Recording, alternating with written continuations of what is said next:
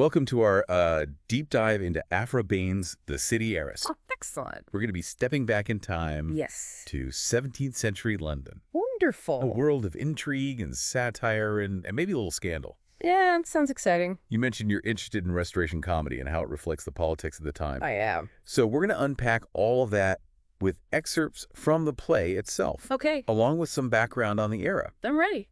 So to start off, what makes The City-Heiress so fascinating? Well, one of the things that makes it so fascinating is that it's more than just a comedy. Okay. Just imagine you're sitting in a crowded theater Okay. in 1681. All right. The king's succession is in doubt. Oh, wow. There's religious tension brewing. Yeah. And suddenly you see characters like Sir Timothy Treadall on stage. Ah, Sir Timothy. Yes. The seditious Whig. Exactly. Who immediately clashes with his Tory nephew, Yes. Tom Wilding. Tom Wilding. Not your typical family drama. Not at all. So tell me about Sir Timothy. Well, Sir Timothy is practically a caricature Okay. of the Whig leader, Okay. Shaftesbury, Ah. spouting his radical views. All right. And remember, this is the era of the exclusion crisis. Yes. Whigs like Shaftesbury are desperately trying to prevent James, Duke of York, a Catholic, Right. from taking the throne. Interesting. Ben is tapping into a very real and present anxiety with her audience. So while we're chuckling at Sir Timothy's antics, Yes. Ben is cleverly slipping in She is. some serious political commentary. Right. Now, she was a royalist herself. She was. So you could bet there's some bias woven into the play's humor. Absolutely. So it's almost like she's inviting the audience to laugh at the Whigs. Sort of, to see their fears and ambitions as ridiculous. Yeah. But even if you weren't on Ben's side politically, Okay. the play's wit and plot would have been a draw. Well, and speaking of the plot, Yes, it wouldn't be Restoration comedy without tangled relationships. that's right. So we've got Wilding, Yes. this charismatic schemer, juggling affairs with Lady Galliard, Oh, my goodness. a wealthy widow, Yes. and our titular city-heiress, Yes. Charlotte. Scarlet. Not to mention, he tries to pass off his mistress, Diana, as Charlotte to his unsuspecting uncle. Wow. Talk about a tangled web. It really is. It's like a 17th century soap opera. It is. The mistaken identities, Yeah. the love triangles. Yeah. It's pure entertainment. Yeah. But Ben is doing more than just creating drama. Okay. She's using these tangled relationships to expose the hypocrisies of her society, I see. especially when it comes to marriage and money. Oh, interesting. Think about it. Yeah. What did a woman's wealth and status really mean in this world? Well, that makes you wonder if Charlotte and Lady Galliard are Yeah. truly in control of their destinies, Right. or if they're just pawns in a game, Yes. orchestrated by men like Wilding and Sir Timothy. It makes you think. Now, you mentioned in your notes that you're interested in how Ben drew inspiration from other playwrights. Right, I am. So can you tell me about that? Yes. So the source material pointed out the influence of Massinger's The Guardian Okay. and Middleton's A Mad World, My Masters. Okay. In The Guardian, you have DeRosso and Caldoro, Okay. a pair that mirrors the Merrywill characters, Sir Anthony and Charles, in The City-Heiress. I see. Both pairs involve a younger, more romantic character learning the ropes from a boisterous, Okay. experienced, older relative. Yeah, I see the similarities. Yes. And what about Middleton's play? Now this is where it gets really interesting. Okay, tell me more. Remember the burglary scene mentioned in the source material? I do. That was directly lifted from A Mad World, My Masters. Oh, wow. But Ben took the concept of a staged robbery Okay. and turned it into a major plot point in The City-Heiress. Oh, wow. It's a great example of how she took inspiration, Right. but still made the story her own. So not only are we getting political commentary, a peek into social dynamics, Yes. but we're also seeing Ben engaging in a dialogue We with earlier dramatic works. Exactly. It adds a whole new layer to how we understand the play and its place in literary history. For sure. Okay, enough teasing. All right. Tell us about that scene. Okay. What unfolds during this staged robbery? So picture this. Okay. Sir Timothy's house is infiltrated not by your typical thieves, Or, but by Wilding and his accomplices, oh. disguised as a foreign nobleman and his entourage. So Wilding is pretending to be a Polish ambassador offering Sir Timothy the crown of Poland. You got it. Oh, my goodness. It's a completely outrageous scheme. Yeah. While Sir Timothy is busy fantasizing about his new kingdom, Yep. Yeah. Wilding's accomplices are making off with valuables Okay. and, more importantly, incriminating political documents. So Wilding isn't just a charming rogue. No, he's not. He's using his wit to play a dangerous game, He is. taking down his political opponent while appearing to offer him a crown. That's right. This is brilliant. It's a masterstroke. It is. And it perfectly embodies Ben's political satire. Remember how Sir Timothy is this thinly veiled representation of the Whigs I do. by stealing those documents? Yeah. Wilding scores a symbolic victory for the Tories. Interesting. Ben is turning the tables on the Whigs, Okay. exposing their hypocrisy and the dangers of their political maneuvering. All within the framework of a hilarious play. Exactly. It's like she's saying, hey, let's laugh at those in power while simultaneously delivering a powerful message. It is a powerful message. But it makes you think, how risky was it for Ben It was risky. to be so openly critical of someone like Shaftesbury? Yes. Powerful political figure. This was a time of immense political turmoil. Yes, it was. Criticize the wrong person and you could face serious consequences. Yeah, Remember the source material mentioned that The City-Heiress had a short-lived popularity? I do. That might be because as the political landscape shifted, Right. the play's satire lost its bite. Which is a shame because as we've seen, the themes of love, marriage, and the pursuit of wealth and status in The City-Heiress Yep. are just as relevant today. Absolutely. Ben gave us a glimpse into the social anxieties of her time. She did. But she also gave us characters who grapple with desires and motivations that are universal. I agree. And it's not just the characters. Right. It's how she portrays London society itself. Yes. The contrast between the city representing wealth and commerce Yes. and the aristocracy representing social status and tradition, That contrast is fascinating. which we see embodied in the characters themselves. We do. Sir Timothy, obsessed with his social standing and using wealth to gain political power, Yes. versus Wilding, Yes. who desires wealth, yes, Yeah. but is more driven by pleasure and outwitting his opponents. Right. He navigates both He worlds, does. using his charm and cunning to get what he wants. So cunning. Speaking of cunning, Yes. we haven't even touched on the dedicatory epistle Oh, right. addressed to Henry, Earl of Arundel. The dedicatory epistle. The source material included excerpts, It did. and it's quite striking how Ben uses it Okay. to reinforce the play's political message. So tell me about that. Almost like a direct appeal to her own political faction. Interesting.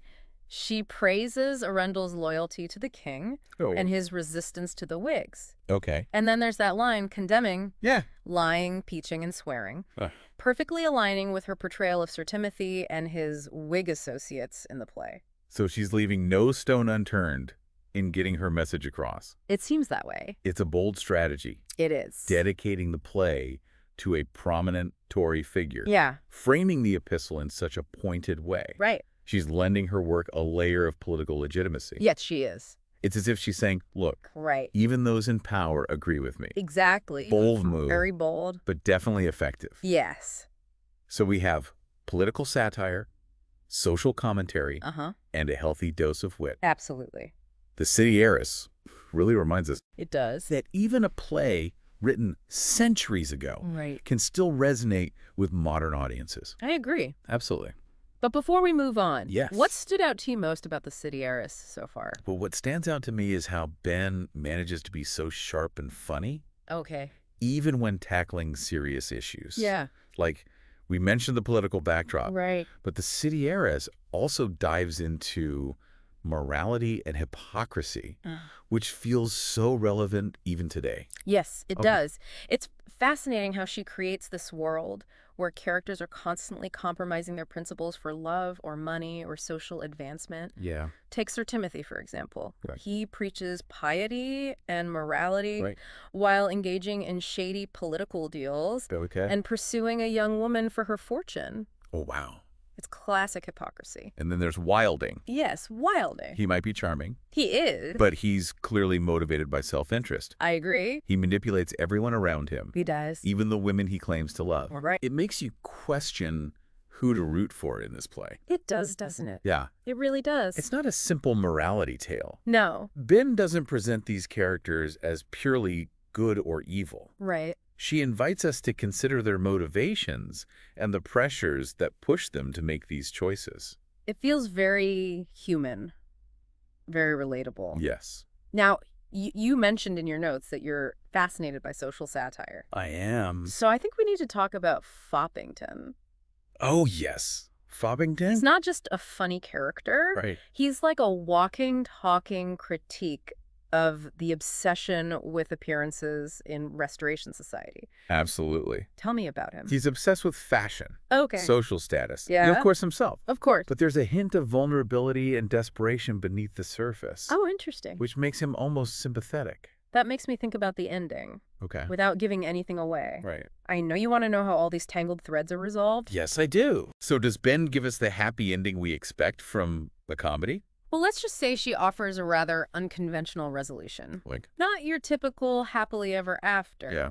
But it's satisfying in its own way. Interesting. It's almost as if Ben is saying, yes, I can play by the rules of restoration comedy, Right. but I can also break them Uh-huh. and create something fresh and thought-provoking. Speaking of breaking the rules, Yes. the source material mentioned a rumor about Ben borrowing from Middleton's Inner Temple mask, Oh, yes. which is then debunked as unfounded. Right. It reminds us that even with well-researched sources, Yes. there can be inconsistencies. Absolutely. It's a great reminder to be critical of information, It is. even when it seems like an established fact. Yes. We always have to evaluate our Careful sources and come to our own conclusions. Right. Speaking of conclusions, we've explored a lot of ground with The City-Heiress. We have. We've laughed. Uh-huh. We've gasped. We have. We've pondered the complexities of human nature. Yes.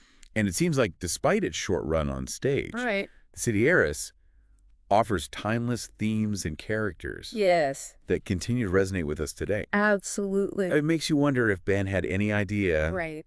that centuries later we'd be studying her work, Yeah. not just as a play, but as a window into her world. It's fascinating. It's like a time capsule, Yeah. preserved in wit and satire. That's such a powerful way to put it. It is. And it makes me wonder, how do modern forms of entertainment serve a similar purpose? Do our movies, TV shows, even video games reflect and shape our cultural landscape in the same way that plays like The City-Heiress did centuries ago? That's the question I hope you, our listener, will ponder. It's a great question. This deep dive has only scratched the surface. Only scratch the surface. Now it's your turn to dive deeper. Yes. Explore The City-Heiress for yourself. Yes. And see what other echoes of Ben's world you can find in our own forms of entertainment. It's a great question to think about. It is. And it ties back to something we touched on earlier. Yeah. The play's dedication to Henry Earl of Arundel. Right. Remember how Ben uses that epistle Yeah. to bolster her political message? Yeah. Aligning herself with a powerful Tory figure? It's like she's giving her work a stamp of approval Exactly. from the establishment, even as she critiques those in power. Yeah. It's such a clever That's tactic. very clever. It speaks to her understanding of the power dynamics at play. Right. She's not just writing a funny play. No. She's navigating a complex political landscape. She is. And she does it with such wit and finesse. It's quite a feat. It's making me think about those who saw The City-Heiress back in 1681. Okay. Did they walk out of the theater just entertained? Or did it spark conversations? Probably both. Debates even. I imagine so. A good satire can do that. It can. It makes you laugh, Right. but it also makes you think. Exactly. And that reflection, Mm-hmm. that questioning of norms and assumptions Mm-hmm. is what makes art so powerful. I completely agree. It's a reminder that art doesn't exist in a vacuum. Right. It's a product of its time, Yes. reflecting and influencing the world around it. It really is. And that's what makes studying works, like The City-Heiress, so rewarding. I agree. We're not just reading a play. Right. We're engaging with history politics Yes. and the very essence of human nature. Exactly. Precisely. And as you continue to explore The City-Heiress and other works from this era, Okay. I encourage you to keep those connections in mind. I will. Look for those echoes of the past in our present. So true. Because who knows, maybe Yeah. by understanding how art functioned as social commentary centuries ago, Yeah. we can gain a deeper understanding of how our own entertainment reflects and shapes the world we live in today. That's a great point. That's the real legacy of a play like The City-Heiress. It is. It's not just a story. Right. It's a conversation that continues across time. And on that note, this has been a fascinating deep dive into Aphra Behn's The City-Heiress. It really has. I encourage you, our listener, to check out The City-Heiress and other restoration comedies. And until next time, happy reading